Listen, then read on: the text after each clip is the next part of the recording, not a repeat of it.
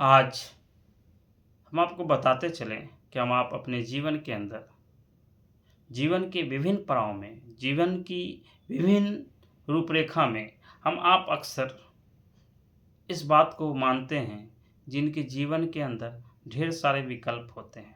उन सारे विकल्पों के आधार पे जीवन के हर रिश्ते, हल हर मान मर्यादाओं को वो विकल्प के रूप में ही लेते हैं। हम आपको अपने जीवन के अंदर वैकल्पिक नहीं होना है। हम अपने आप के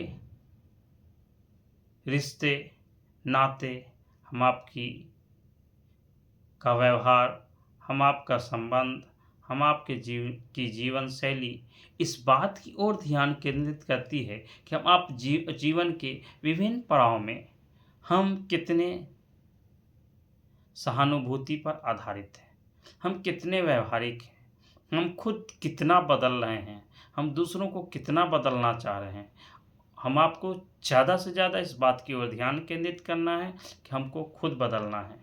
और जब हम आप खुद बदलेंगे तो दुनिया के सारे रिश्ते, सारी परिभाषाएं बदल जाएंगी। इसलिए हम आपको परिभाषित करने की ज़रूरत नहीं है। हम आपको हर कोई जान जाएगा जब हम आप अपने आप को जान पाएंगे। इसलिए हम आपको चाहिए कि हम आप अपने आप को पहले जानें, और जब हम आप अपने आप को जान जाते हैं तो हम आपके सारे सगी संबंधी हम आपको जानने लगते हैं। इसलिए हम आपको अपने आप की कदर तो करनी ही है, उन लोगों की भी कदर करनी है जो व्यक्ति आपसे कुछ क्षण या कुछ समय के मिलने के लिए न जाने कितने क्षणों का, कितने पलों का, कितने समय का वो बलिदान देता है। इसलिए आपसे कोई भी व्यक्ति अगर वो समय निकाल कर मिलता है तो आपके लिए भी ज़रूरी है कि आप अपने कीमती क्षणों और कीमती समय का सदुपयोग करें। और आपसे जो व्यक्ति जितना